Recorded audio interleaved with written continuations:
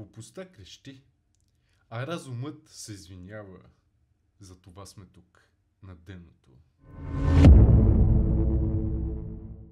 Знаеш ли кое е най-страшното? Не варварите. Варварите поне имат честа да викат. Страшни са тихите. Страшни са умните. Страшни са онези, които виждат края и от уважение решават да не дигат шум.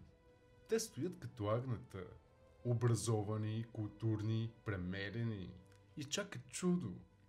Чудо няма да има. Има само микрофон. И познайте в чии ръце е. Глупакът е убеден. Умният колеблив.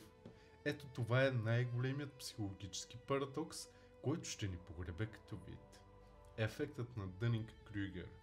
Колкото по-празен си, толкова повече шум дигаш. Като тенджера без капак. Колкото повече знаеш, толкова по-тихо стъпваш. Все едно се извиняваш, че дишаш. И така на арената остават два вида хора.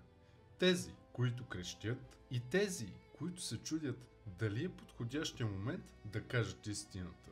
И докато умият си поправя мислите, тапакът вече пише закони, дава интервюта, участва в Big Brother и води народа към пропаста. С уверената крачка на човек, който си мисли, че знае къде отива. А реално не знае къде се намира. Казват, че мълчанието било злато. Глупости! Мълчанието е нож в гърба на разума. Мълчанието е предателство. Когато умните млъкнат, тъпите се размножават като плесен. Бързо, упорито и с ентусиазъм. Но най-големият грях е, че умният човек си внушава, че няма смисъл да говори, защото няма да го разберат. Ама разбира се, че няма. Първия път никой не разбира.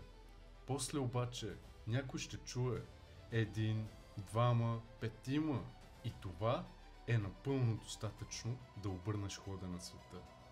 Истината не се нуждае от аплодисменти. Нуждае се от смелост.